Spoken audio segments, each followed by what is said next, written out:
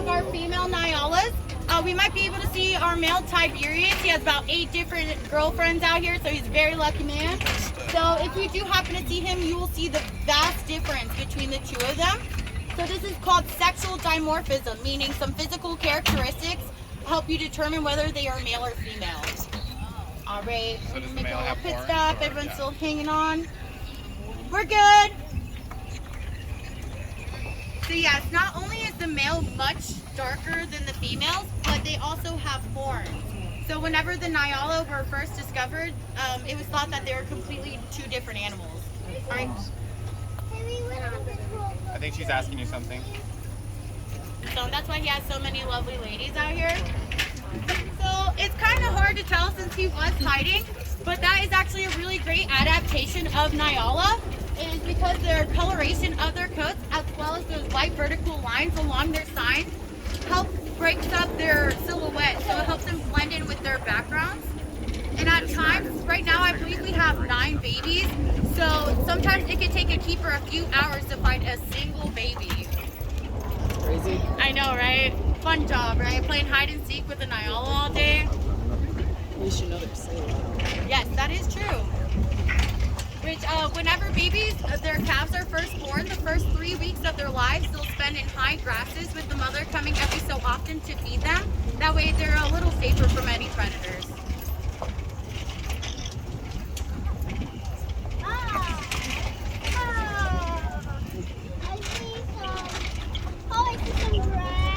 Oh yeah, lots of giraffes. Billy. Plane ride of your life. You are welcome. So over here on my right and left side, you can see some of our Adax. This is actually one of my favorite antelopes. So they are very rare because they are so easily hunted. So both male and females do have horns. So unlike the Nyala, where only the male have horns, both male and female have horns. So if you look at their coats, they have kind of this toasty marshmallow look to them.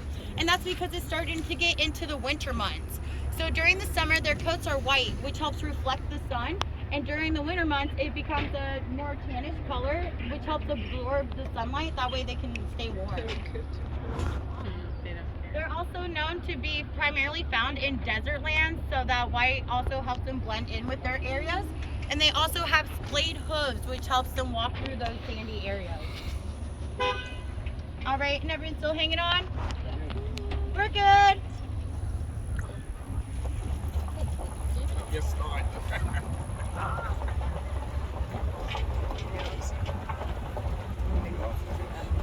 All right, and of course over on my right side, you see some of our beautiful giraffes.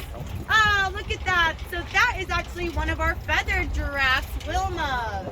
So Wilma was brought in with a wing injury, was raised around some giraffes, and whenever we put her with the other ostriches, she just kind of didn't fit in. So now we like to call her an honorary giraffe.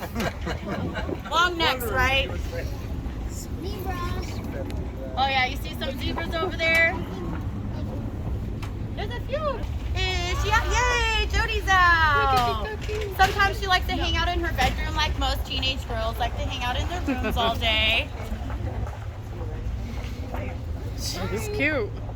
Yeah, she's so cute. So Jody is actually our oldest animal out here on our Serengeti plains. If you folks want to move over, you're more than welcome to get a better look at Jody. So she is our oldest, and in her retirement years, at a ripe age of 32 years old. Wouldn't we all like to retire at 32? Yes, please. We're way overdue. Mm-hmm. I got a few years. So what's the first thing we notice about Jody? Here on my right-hand side, we can see some of our plain zebras. There are 3 species of zebras in the world. Here at Busch Gardens, we have our plain zebras and Grevy zebras, which we'll see over on the south belt. So the plain zebras are the most common zebras.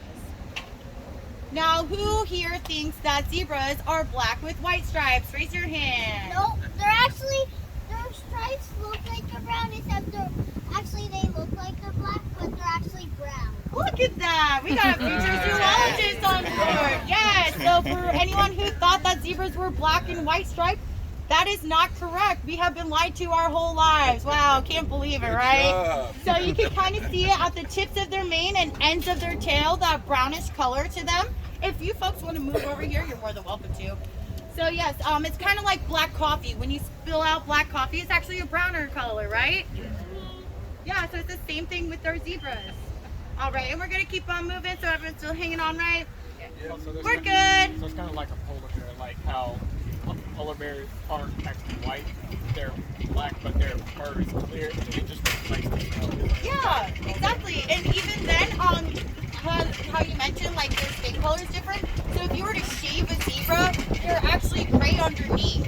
So their stripes are not connected to their skin. Unlike tigers, if you were to shave a tiger, their stripes are still there.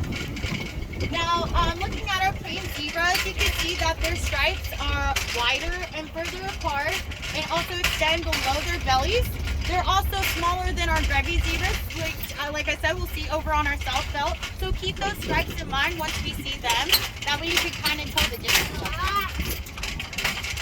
Now, does anyone know why a zebra is striped? Camouflage. Yes, and because they don't want to be spotted.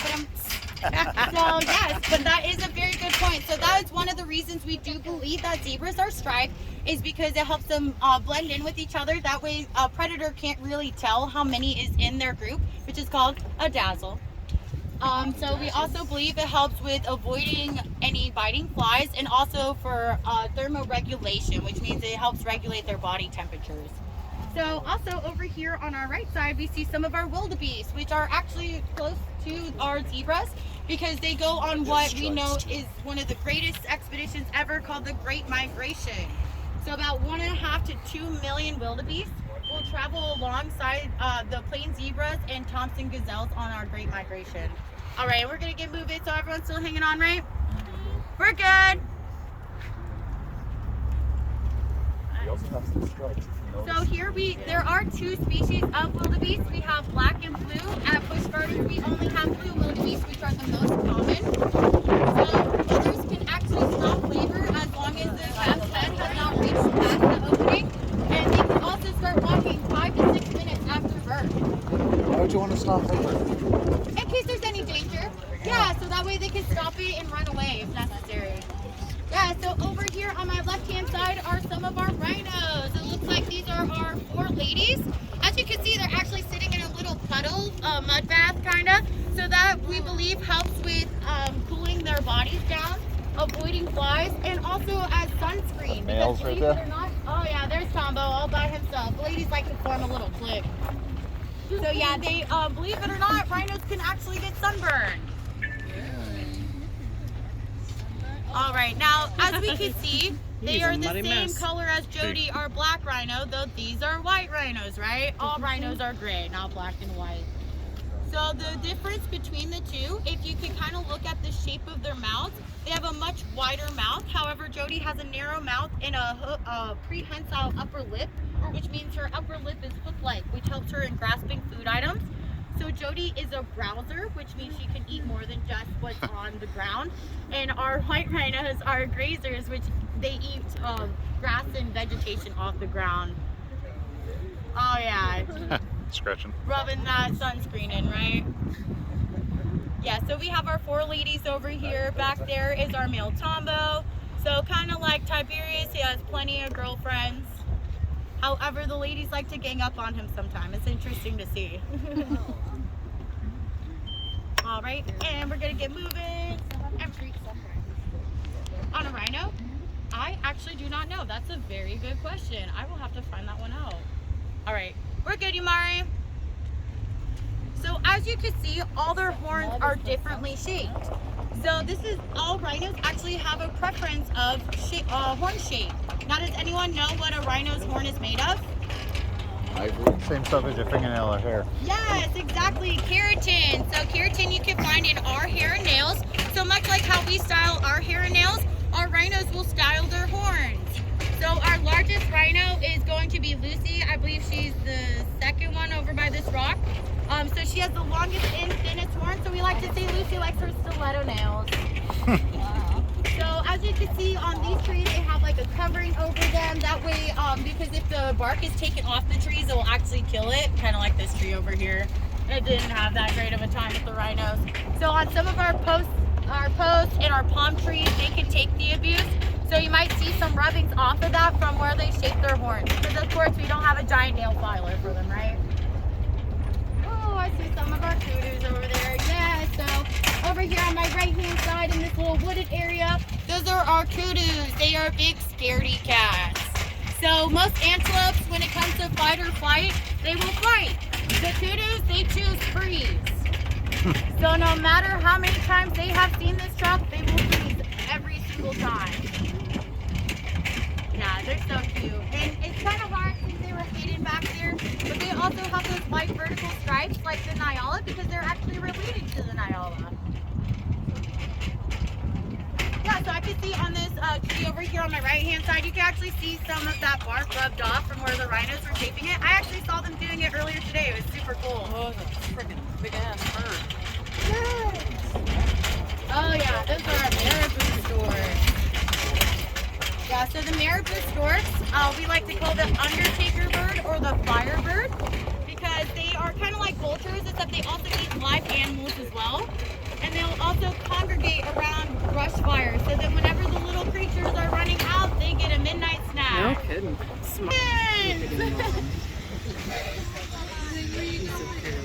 Yeah, so that's out on my left-hand side. That's actually one of our babies, Sedora. She's about to be 10 months old. Actually, she just turned 10 months old on November 6th. His name is Beacon. He's a little over a year old. So typically giraffes are born at 6 feet tall, but Beacon was born at 5'3". So you can imagine he was about my height as soon as he was born. Crazy, right? All right, guys, so we are heading into our Giraffe Interaction. Yamari's just gonna find us a nice little spot, try to attract some giraffes over to us. We don't like to park right in front of them because we don't want them to be lazy giraffes. We also would like them to walk over on their own because we don't want to force any of our animals to do anything. However, while we wait for our giraffes, I will talk about some of the other animals in the area. So over here on our driver's side, those are our common eland. So we have all females out here. You can tell the difference between male and female by the shape of their horns. So the females have that V shape and the males have the U shape. The males for feeding. So I will give out the first few pieces of lettuce as a thank you for her for visiting us today. And then I will hand out one by one to everyone.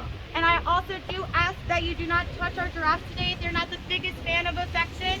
Oh yeah, I already see that drool coming. Oh, you are drooling. Hello, baby. Hi. Hello, baby. Food, please. All right, guys. So whenever you are feeding our giraffes today, make sure you hold that piece of lettuce nice and high. Oh yeah, I love the slobber. I like to call it a free souvenir. All right, guys. So I'm gonna go ahead and start out passing one by one. Holy. Such a pretty lady. I am not very Step back, go patient. ahead. Get up there. You get yours, young man. Go ahead, bud. Now you might have to play a little limbo with the giraffe. How many people can say they've done that before, right? I've done it. Oh yeah, you played limbo with a giraffe before? He fed it. Ah, gotcha. Yeah, if you want to pick up that piece of lettuce, you're more than welcome to. There's no 5-second rule in the end. There you go, left. Hi, buddy. Can I have another one? Of course. Hi. Here you go, left. Here you go, sir. Oh, thank you. Sorry. Yeah, no I'm not used to being called sir. Oh, hi, sweetie. Here you go, love. Oh yeah, she's ready. Oh. I didn't hold that long, did I?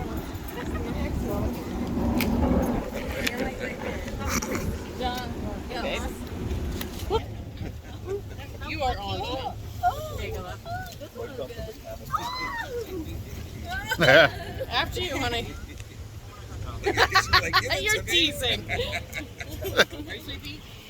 Alrighty. Oh, don't touch the giraffe, love. Alrighty.